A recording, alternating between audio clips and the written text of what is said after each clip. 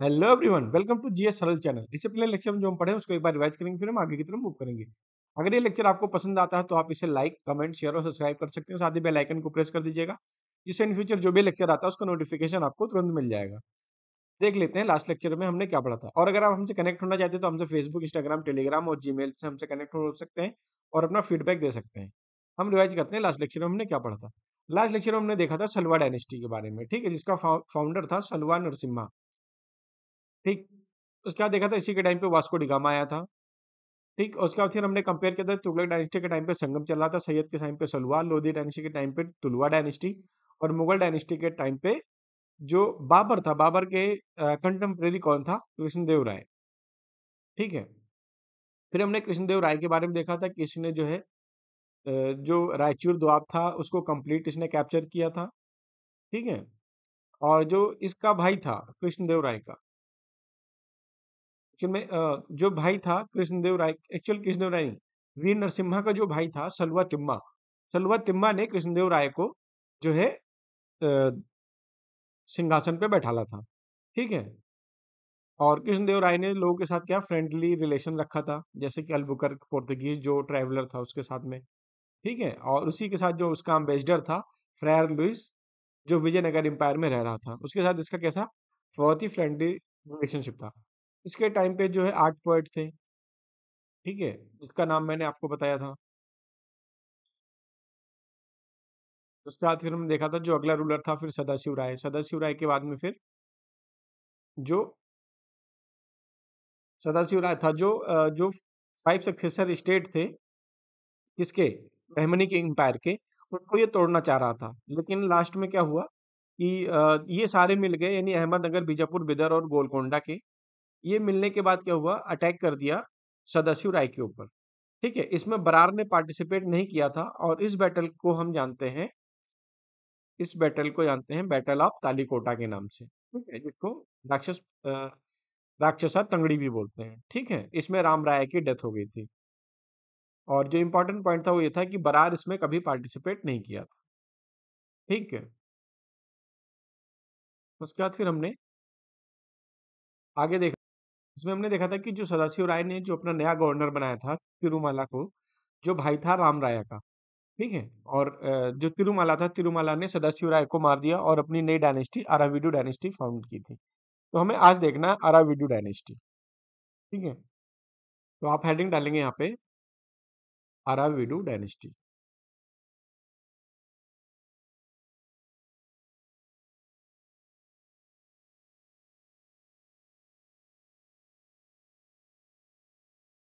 Aravidu dynasty. ठीक है। जो टाइम पीरियड था इसका था 1570 टू 1650। ठीक है। 1650, 1570 से 1650। जिसका पहला रूलर था उसका नाम था तिरुमल। ठीक है। क्योंकि फाउंडर कौन था, तिरुमल इसका फर्स्ट रूलर, तिरुमल। और इसमें बहुत ज़्यादा इंपॉर्टेंट रूलर हुए नहीं। ठीक है। और जिससे उनका मतलब यहाँ पे मेंशन करना भी बहुत जरूरी नहीं, क्योंकि वो क्वेश्चन में पूछा भी नहीं आता। और अगर आप इससे ज़्यादा जानकारी चाहते हैं, पढ़ना चाहते हैं, तो आप किसी भी स्टैंडर्ड बुक से देख सकते हैं। ठीक है। यहाँ पे सिर्फ इंपॉर्टेंट चीज़ें जिससे आपका एक सीक्वेंस बना रहे। जो इसका लास्ट रूलर था अराविडु डायनेस्टी का, उसका नाम था रंगा थर्ड। रंगा थर्ड, जिसको मार दिया था शिवाजी ने। जो मराठा साम्राज्य के थे शिवाजी, उन्होंने मार दिया था, किल्ड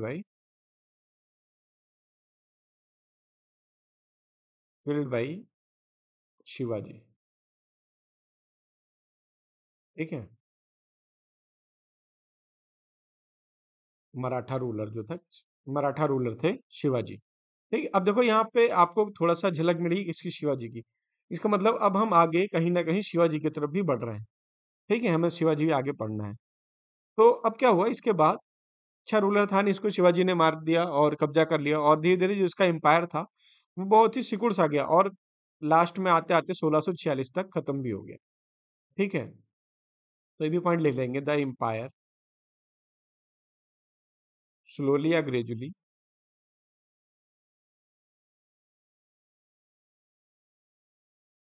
सॉरी,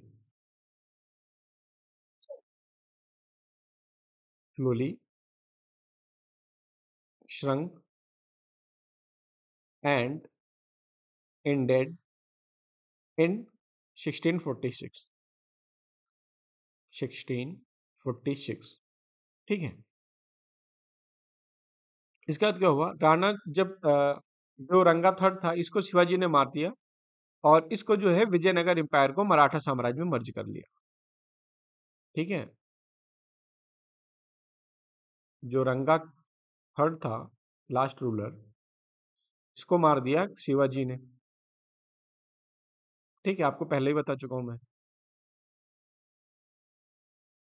और इसको मर्ज कर दिया विजयनगर एम्पायर को मराठा साम्राज्य। विजयनगर एम्पायर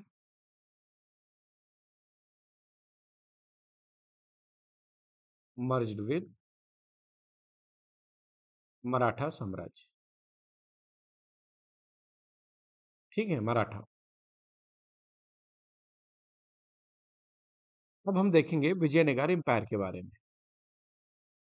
ठीक है। विजयनगर एम्पायर कैसा था, तो उसमें कुछ इंपॉर्टेंट चीजें हैं, तो हेडिंग डालेंगे आप, अबाउट विजयनगर एम्पायर।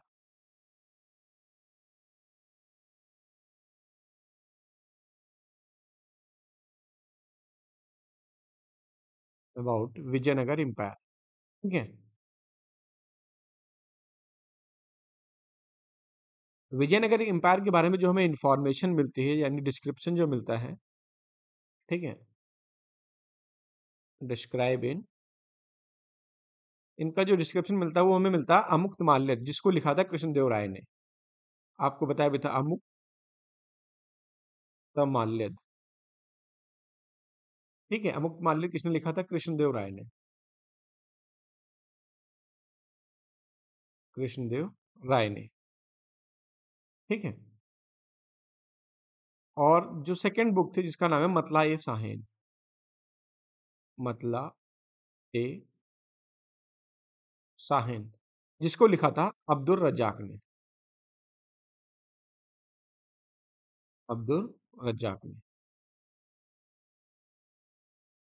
ठीक है। तो यहाँ से हमको इंफॉर्मेशन मिलती है विजयनगर एम्पायर के बारे में। और जो राज्याभिषेक वर्ड है, ठीक है, वो हमें अमुक्त माल्यद से मिलता है, ठीक है, जिसको पट्टाभिषेक यज्ञ भी बोलते हैं विजयनगर एम्पायर में। डिस्क्रिप्शन अबाउट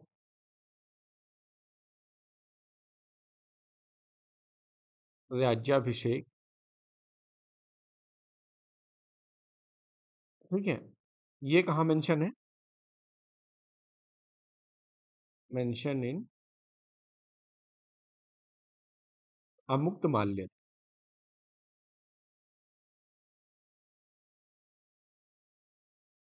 ठीक है, अमुक्त माल्यद में। और राज्याभिषेक को हम और दूसरे नाम से जानते हैं, जिसका नाम है पट्टाभिषेक यज्ञ, पट्टाभिषेक यज्ञ, ठीक है। इंग्लिश में यज्ञ लिखते हैं, यज्ञ, और हिंदी में इसको यज्ञ बोलते हैं, ठीक है। जो विजयनगर एम्पायर है, विजयनगर एम्पायर के टाइम पे जो कंट्री यानी देश होता था, उसको हम बोलते थे राज्य, ठीक है। कंट्री को बोलते थे स्टेट, ठीक है, यानी राज्य। जो स्टेट होता था, स्टेट को बोलते थे प्रांत, यानी प्रोविंस, ठीक है, प्रांत। जिसको कंट्रोल करते थे प्रांत को, कंट्रोल्ड बाई महामंडलेश्वर, महामंडलेश्वर, ठीक है। तो जो प्रांत था, प्रांत को कौन कंट्रोल करता था, महामंडलेश्वर, ठीक। तो पहला कंट्री हो गया, दूसरा स्टेट हो गया, तीसरा इससे नीचे आता है डिस्ट्रिक्ट, डिस्ट्रिक्ट, ठीक है। डिस्ट्रिक्ट को बोलते हैं कोट्टम, कोट्टम, ठीक है। डिस्ट्रिक्ट के नीचे होता था ब्लॉक, ब्लॉक को बोलते थे नाडु, ठीक। और इस ब्लॉक के नीचे होता था विलेज यानी गांव, और विलेज विलेज को बोलते थे उर, ठीक है, उर। और इसको कंट्रोल जो करता था उसका नाम था ग्रामिक, कंट्रोल्ड बाय ग्रामिक, ठीक है। यानी ग्राम को ग्रामिक कंट्रोल करता था, ठीक है। कृष्णदेव राय के टाइम पे सिर्फ 6 राज थे,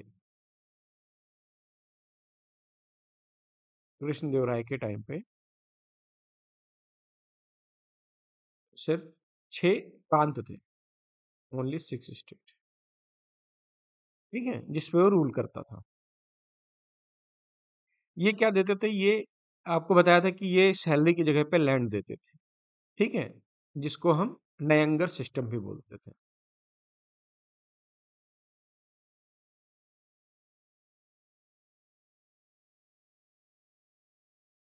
given land in the form of salary,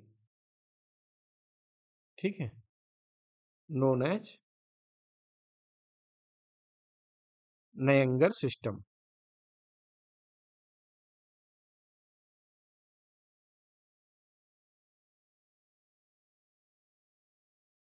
नयंगर system, ठीक है। सॉरी। और जो इनके सोल्जर होते थे, जो लैंड ले लेते थे, ठीक है, जो लैंड लेते थे उनको हम अमर नायक बोलते थे, ठीक है। और जो उनको जमीन दी जाती थी उसको हम अमर भूमि बोलते हैं। तो soldiers who took land known as अमर नायक, अमर नायक, ठीक है। और जो भूमि दी जाती थी, जो लैंड दिया जाता था, यानी जमीन को जो land given to him known as अमर भूमि,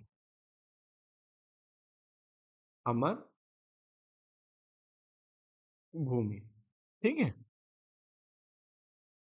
और जो लैंड मंदिर के पर्पज से दी जाती थी, ठीक है, लैंड गिवन फॉर टेम्पल, यानी मंदिर के पर्पज से दी जाती है, धार्मिक कार्य के नाम से, उसको बोलते थे हम देवभूमि, सॉरी, हाँ, देवभूमि, ठीक है। ये अमर भूमि जो सोल्जर्स को देते थे, ठीक है, सोल्जर्स को जो देते थे उसको अमर भूमि, और जो हम मंदिर के लिए देते थे यानी देवताओं के लिए देते थे उसको हम क्या बोलते थे, देवभूमि, ठीक। जो टैक्स होता था वो एग्रीकल्चर के लिए टैक्स लेते थे, ठीक है। और जो यानी टैक्स कहाँ से आता था, ये इनका टैक्स आता था एग्रीकल्चरल टैक्स, रेवेन्यू इनका जनरेट होता था जो, वो था एग्रीकल्चरल टैक्स, ठीक है। और जो टैक्स कलेक्टर था, टैक्स कलेक्टर को हम यानी जो विजयनगर एम्पायर के टाइम पे बुलाते थे उनको बोलते थे अथवन, ठीक है। टैक्स कलेक्टर को बोलते थे अथवन, अथवन, ठीक है। ये इंपॉर्टेंट है, याद रखना। टैक्स क्या था, एग्रीकल्चर, और जो एग्रीकल्चर यानी टैक्स कलेक्टर होता था उसको बोलते हैं अथवन, अथवन, ठीक है। ये इंपॉर्टेंट है, इसको याद रखना। अच्छा, इसमें जो जमीन थी और जमीन के बेसिस पे ये टैक्स कलेक्ट करते थे, ठीक है, किसी पे ज्यादा किसी पे कम। तो इस पे इन्होंने कैटेगराइज कर रखा था टैक्स लेने के लिए। पहला जो था वो था सिंचित भूमि। सिंचित भूमि, ठीक है। अगर आप थोड़ा-सा भी ग्रामीण क्षेत्र से परिचित होंगे, तो सिंचित का मतलब क्या होता है? सिंचित का मतलब होता है सींचना यानी सिंचाई करना। यानी वो भूमि जिसमें सिंचाई होती रहती हो, ठीक है? यानी जिस भूमि पे पानी की अवेलेबिलिटी होगी वो कैसी होगी? वो होगी मोस्ट फर्टाइल। यानी मोस्ट फर्टाइल लैंड को बोलते थे हम सिंचित भूमि, मोस्ट फर्टाइल लैंड। और इस पे जो होता था, इस पे टैक्स हाईएस्ट होता था। सबसे ज़्यादा टैक्स अगर पूछा है किस पे होता था, तो सबसे ज़्यादा टैक्स होता था सिंचित भूमि पे, ठीक है? सेकंड नंबर पे जो आता है वो था बागाती या बागानी भूमि। बागाती या बागानी भूमि,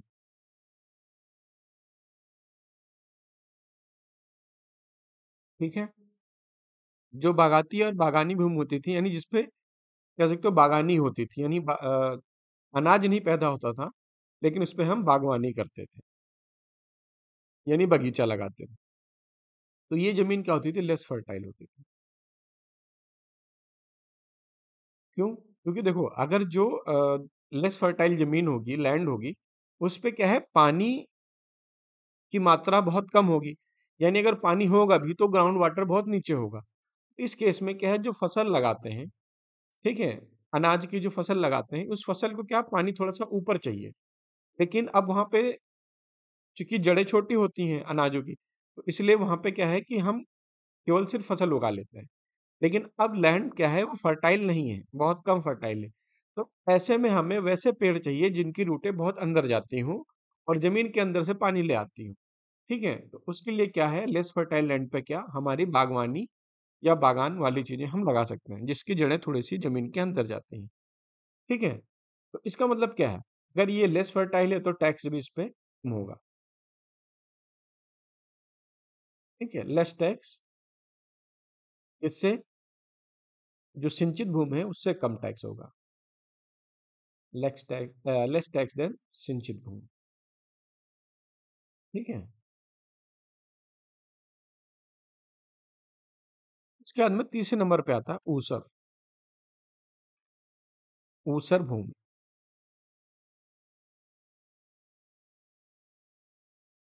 ऊसर भूमि, ठीक है। ऊसर भूमि में क्या होता था, इस पे जैसे क्या है कि अल्टरनेट एग्रीकल्चर करते थे। यानी इस साल खेती किया, फिर जो है बहुत ही लिस्ट फर्टाइल होती थी। इस साल खेती किया, फिर कुछ साल के लिए उसको फैलो छोड़ दिया, ठीक है। उसके बाद फिर अगले साल या 2 साल बाद, 3 साल बाद जब उनको लगा तो दोबारा उस पे खेती करते थे। तो इसको हम क्या बोलते हैं? ऊसर भूमि। इस पे लीस्ट फर्टाइल, और इस पे क्या है, अल्टरनेट ईयर एग्रीकल्चर होता था। अल्टरनेट ईयर एग्रीकल्चर होता था, ठीक है। और इस पे बहुत ही मिनिमल टैक्स होता था, यानी लीस्ट टैक्स होता था इस पे, ठीक है। और जो चौथी कैटेगरी की भूमि थी, जिसका नाम था जंगली भूमि। जंगली भूमि, ठीक है। जो जंगली भूमि था, जंगली जमीन, उस पे मतलब एग्रीकल्चर होता ही नहीं था। तो ये कैटेगराइज था नो एग्रीकल्चर, ठीक है। कोई कल्टीवेशन नहीं होता था, तो इसलिए नो टैक्स, ठीक है। कुछ पॉइंट और हैं। विजयनगर एम्पायर में लैंग्वेज क्या यूज होती थी? तो जो लैंग्वेज थी विजयनगर एम्पायर में, वो तेलुगु लैंग्वेज बोलते थे। लैंग्वेज तेलुगु। जो सिक्का चलता था यानी कॉइन जो चलता था उसको बोलते थे पैगोड़ा। सिक्का जो चलता था उसको क्या बोलते थे? पैगोड़ा, ठीक है। और ये गोल्ड का होता था। जो रिवर थी, वो आपको बताया भी था कि दोआब के बीच में, उनके बीच में टसल चल रहा था, तो तुंगभद्रा और कृष्णा रिवर, रिवर,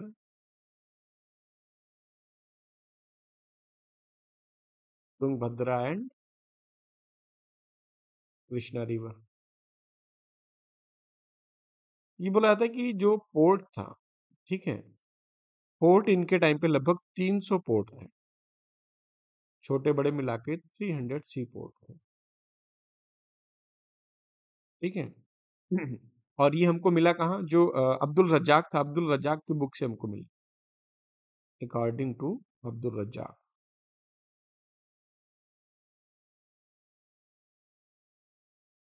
ठीक है।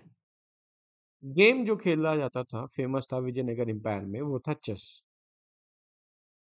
ठीक है। विजयनगर एम्पायर के टाइम पे जो वुमेन के लिए बेटर इन्वायरमेंट था, यानी कह सकते हो फीमेल का बहुत ज़्यादा ख्याल रखा जाता था। तो विजयनगर एम्पायर क्या था, बेटर इन्वायरमेंट फॉर वुमेन, ठीक है, इन विजयनगर एम्पायर, इन विजयनगर एम्पायर। और जो यहाँ पे स्लेव मार्केट थी, ठीक है, गुलामों के लिए मार्केट लगती थी, यानी स्लेव मार्केट, स्लेव मार्केट को ही बुलाते थे बेस मार्केट,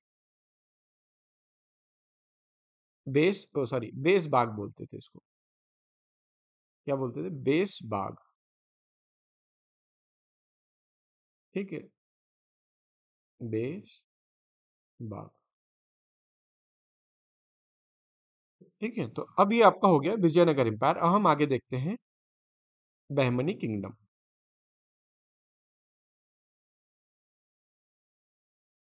तो नेक्स्ट आप हेडिंग डालेंगे बहमनी किंगडम,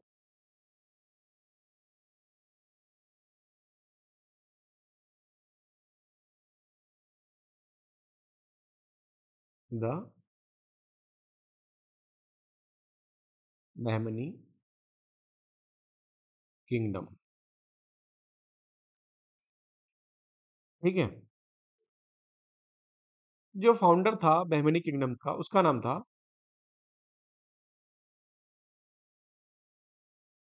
अलाउद्दीन हसन बहमन शाह, यानी पहला रूलर जो इसका था, उसका नाम था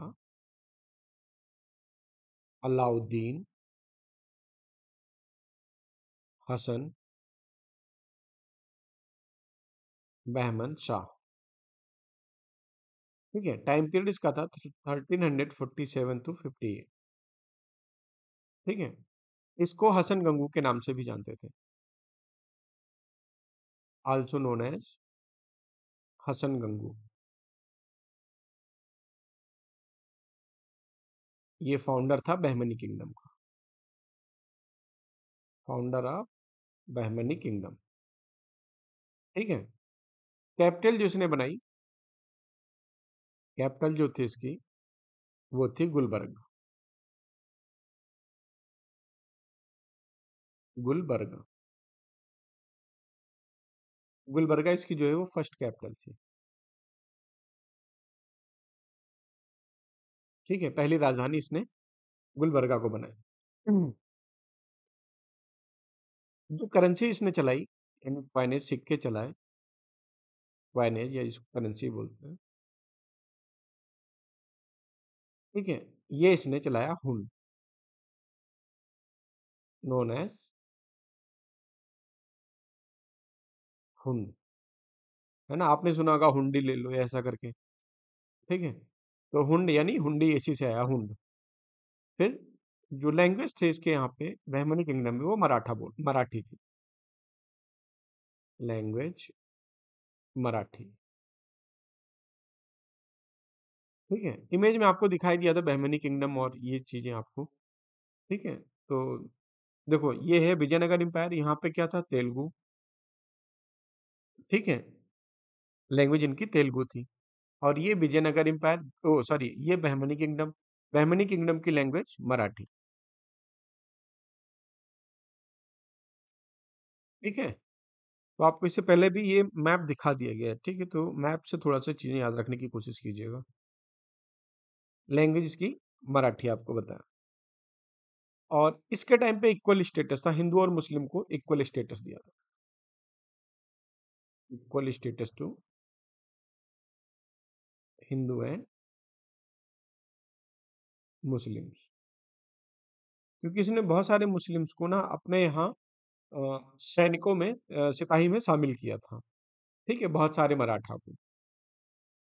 और ये आपको जब पढ़ा रहा था विजयनगर एम्पायर, तो उसमें भी आपको बताया था जब रायचूर दोआब के लिए जब बैटल हो रहा था इन लोगों के बीच में, तो उसमें भी इसने जो है हिंदू को शामिल किया था। और जो बहमनी किंगडम, सॉरी, जो विजयनगर एम्पायर के राजा थे, उन्होंने जो है वो मुस्लिम धनुधारी तुर्किस्टों को अपने, कह सकते हो, उसमें सेना में शामिल किया था, अपनी आर्मी में। ठीक है, तो अब जो अगला रूलर है नेक्स्ट, उसका नाम है Mohammed first. Second ruler Mohammed first. ठीक है, मोहम्मद फर्स्ट। हम्म। मोहम्मद फर्स्ट का जो बैटल हुआ रायचूर दोआब के लिए विजयनगर एम्पायर में बुक्का फर्स्ट के साथ, इसने बैटल लड़ा, इसका युद्ध हुआ बैटल विद विजयनगर एम्पायर के साथ, जिसमें किसके साथ, बुक्का फर्स्ट। ठीक है, और जिसमें बुक्का फर्स्ट जो है वो डिफीट हुए थे, बुक्का फर्स्ट जो है हार गए थे। और किस लिए हुआ था, ये हुआ था रायचूर दोआब के लिए, रायचूर दोआब के लिए। ठीक है, यहाँ पे सिर्फ आपको कह सकते हो रिमाइंड करा रहा हूँ, याद करा रहा हूँ पुरानी चीजें, बाकी आप इसको पढ़ चुके हैं। ठीक है, बस आपका एक लिंक कनेक्ट हो जाए उससे, इसलिए आपको यहाँ पे बता रहा हूँ बस। ठीक है, क्योंकि जो बहमनी किंगडम है और विजयनगर एम्पायर है, ये दोनों आपस में इंटरलिंक्ड है। ठीक है, इसके बाद जो अगला रूलर आया, ये भी काफी इंपॉर्टेंट नहीं था। ठीक है, मोहम्मद फर्स्ट के टाइम पे क्या होता, विजयनगर एम्पायर के बैटल होता बुक्का फर्स्ट के साथ रायचूर दोआब के लिए। ठीक है, फॉर रायचूर दोआब के लिए। जो अगला रूलर इसके बाद आया वो था फिरोज शाह बहमन। फिरोज शाह बहमन। ठीक है, जब फिरोज शाह बहमन था, इसका भी बैटल हुआ विजयनगर एम्पायर में, और वो था देवराय फर्स्ट के साथ।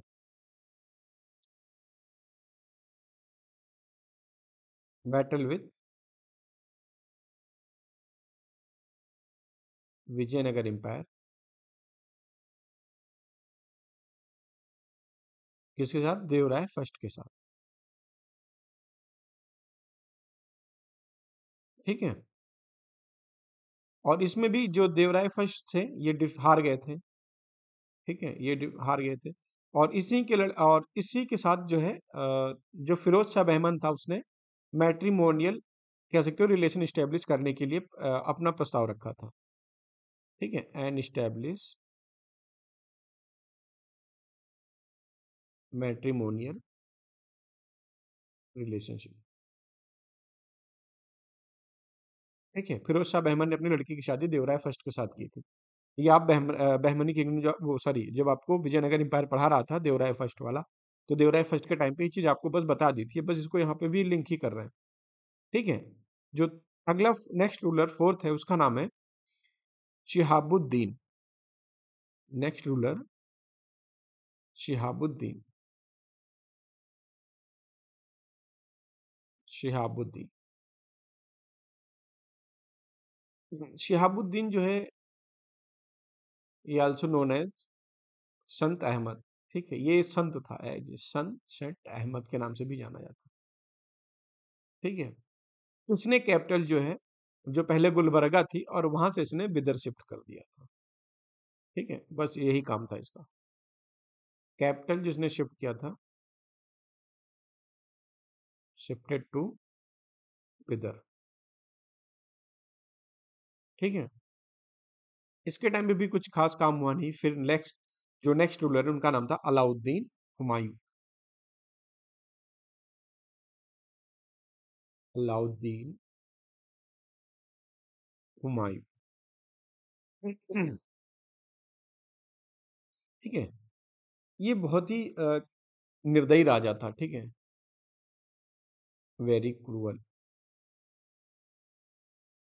रूलर था। शासक, इसलिए इसको जो है जालिम हुमायूं भी बोलते हैं, ऑल्सो नोन एज जालिम हुमायूं। जालिम हुमायूं, ठीक है। इसने मोहम्मद गवा को अपॉइंट किया था प्राइम मिनिस्टर एज ए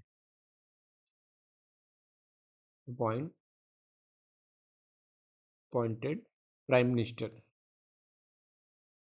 ठीक है। अपना जो प्रधानमंत्री इसने नियुक्त किया था प्राइम मिनिस्टर,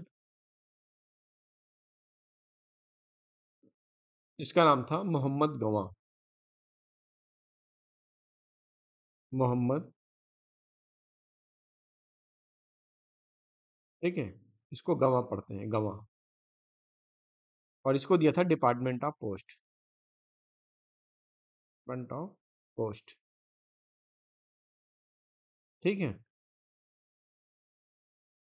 और इसी पोस्ट को, यानी जो पोस्ट ऑफिस होता, पोस्ट ऑफिस को क्या बोलते हैं, मतलब हम क्या बोलते हैं इनके टाइम पे, जो पोस्ट ऑफिस था, ठीक है, उसको बोलते थे रियाजुल इंशा।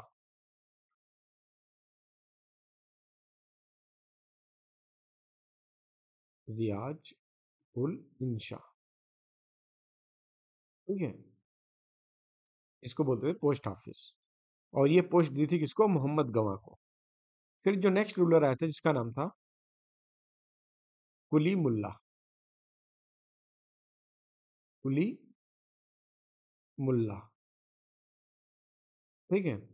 ये लास्ट रूलर था कुली मुल्ला, बहमनी किंगडम का लास्ट रूलर था। और इसी के टाइम पे जो बहमनी किंगडम था, वो 5 पार्ट में डिवाइड हो गया था। ये आपको जो विजयनगर एम्पायर पढ़ा रहा था तो मैंने आपको बताया था, ठीक है। तो बहमनी किंगडम जो डिवाइड हुआ था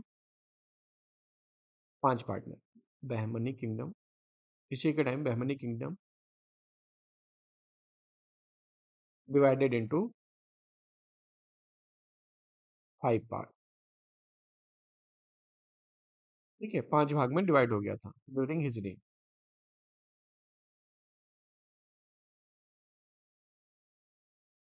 ठीक। और वो पांचों के नाम दोबारा याद कर लीजिए, क्या थे, बिदर, ठीक है, बीजापुर, बरार, अहमदनगर और गोलकोंडा। अहमदनगर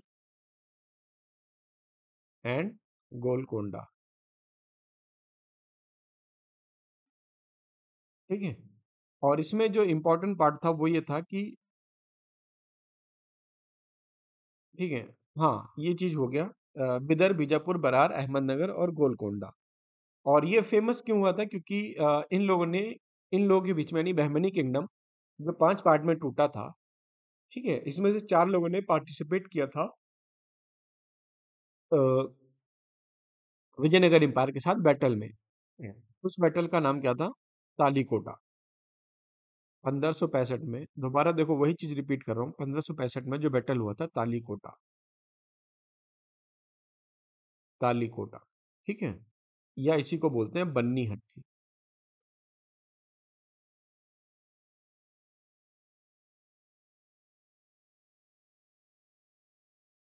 बन्नी हट्टी, ठीक है, या राक्षसा टंगड़ी।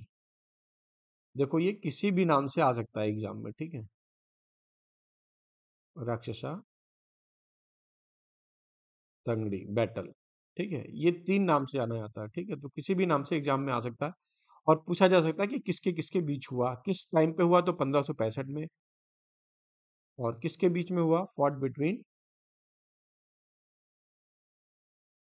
Vijayanagar empire and Bahmani kingdom, Bahmani kingdom. देखो, अब इसको किंगडम का मतलब कई सारे राज्य मिले हुए थे ना, जिसमें 5 था, मैं आपको बताया ना, बिदर, बीजापुर, बरार, अहमदनगर, गोलकोंडा। तो वो पांचों मिलके, लेकिन एक्चुअल में ये 5 नहीं थे, इसमें सिर्फ 4 ने पार्टिसिपेट किया था। इंटरनल डिस्टरबेंस की वजह से जिसमें बरार था उसने इस बैटल में युद्ध पार्टिसिपेट नहीं किया था। ठीक है, तो ये भी इंपॉर्टेंट पॉइंट है, क्वेश्चन कई बार ये चीज पूछा है। ठीक है, तो ये भी लिख देना, बरार जो था, ठीक है, but Berar never took part in this battle. ठीक है, ये चीज मैं आपको पहले ही बता चुका हूँ कि इस बैटल में जो बरार था उसने कभी भी जो है इस बैटल में यानी तालीकोटा या बन्नी हट्टी या राक्षस तंगड़ी जो भी आप बोले, इसमें इसने कभी पार्टिसिपेट नहीं किया। ठीक है, तो अब ये आपका कंप्लीट हो गया, कह सकते हो क्या बोलते हैं इसको, बहमनी किंगडम। ठीक है, इससे पहले आपका दिल्ली सल्तनत, दिल्ली सल्तनत के बाद आपका विजयनगर एम्पायर, विजयनगर एम्पायर के बाद आपको बहमनी किंगडम कंप्लीट हो गया। ठीक है, तो अब आपका क्या होता है, अब इसके बाद आपका स्टार्ट हो जाता है मुगल एम्पायर। तो मैं क्या सोच रहा हूँ कि मुगल एम्पायर को खत्म करने से पहले, ठीक है, देखो, दिल्ली सल्तनत हो गया। ठीक है, दिल्ली सल्तनत के टाइम पे ही आपका साउथ में क्या चल रहा था, विजयनगर एम्पायर। ठीक है, और इसी के साथ में क्या था, बहमनी किंगडम। ठीक है, इंडियन मैप में जब आप थोड़ा सा भी ड्रॉ करेंगे, ठीक है, देखो उसके उस पे मत जाना। ठीक है, यहाँ पे क्या था, दिल्ली सल्तनत। ठीक है, सीख लूंगा धीरे धीरे मैप बनाना। यहाँ पे दिल्ली सल्तनत था। यहाँ पे आपका क्या था, जो मराठे वाला थोड़ा सा एरिया था, यहाँ पे था आपका बहमनी किंगडम। ठीक है, और ये आपका क्या चल रहा था साउथ में, विजयनगर, विजयनगर एम्पायर। ठीक है, तो अब इसके बाद में आपका दिल्ली को यहाँ पे रिप्लेस करके आ जाता है, दिल्ली सल्तनत के बाद यहाँ पे आ जाते हैं बाबर ने रिप्लेस करके, बाबर ने इनको रिप्लेस किया। ठीक है, और यहाँ पे आपका मुगल एम्पायर शुरू हो जाता है दिल्ली में, मुगल एम्पायर। तो मैं क्या सोच रहा हूँ, मैं ये सोच रहा हूँ कि मुगल एम्पायर स्टार्ट करने से पहले आपका जो रिलीजियस मूवमेंट है जो 15-16 सेंचुरी में स्टार्ट हुआ, वो आपका करा देता हूँ, उसके बाद फिर आगे हम बढ़ेंगे। ठीक है, तो अगर हम देखेंगे यानी अब खत्म हो गया आपका दिल्ली सल्तनत, हो गया देखो दोबारा, दिल्ली सल्तनत। ठीक है, विजयनगर एम्पायर एंड जो है बहमनी किंगडम। ठीक है, ये तीनों एक ही टाइम पे थे, तो अब ये तीनों लगभग लगभग खत्म हो गए। अब आपका आगे इसके बाद आएगा मुगल। तो अब मुगल पढ़ने से पहले जो रिलीजियस मूवमेंट चल रहा था 15वीं 16वीं सेंचुरी में, तो मैं ये सोच रहा हूँ इसको अगर भक्ति मूवमेंट जो है, रिलीजियस मूवमेंट यानी भक्ति मूवमेंट पहले खत्म कर दिया जाए, आगे आपका जो है जो मुगल के बाद जो मॉडर्न इंडिया आएगा, ठीक है, मॉडर्न इंडिया का आपका जो है वो सीक्वेंस डिस्टर्ब नहीं होगा।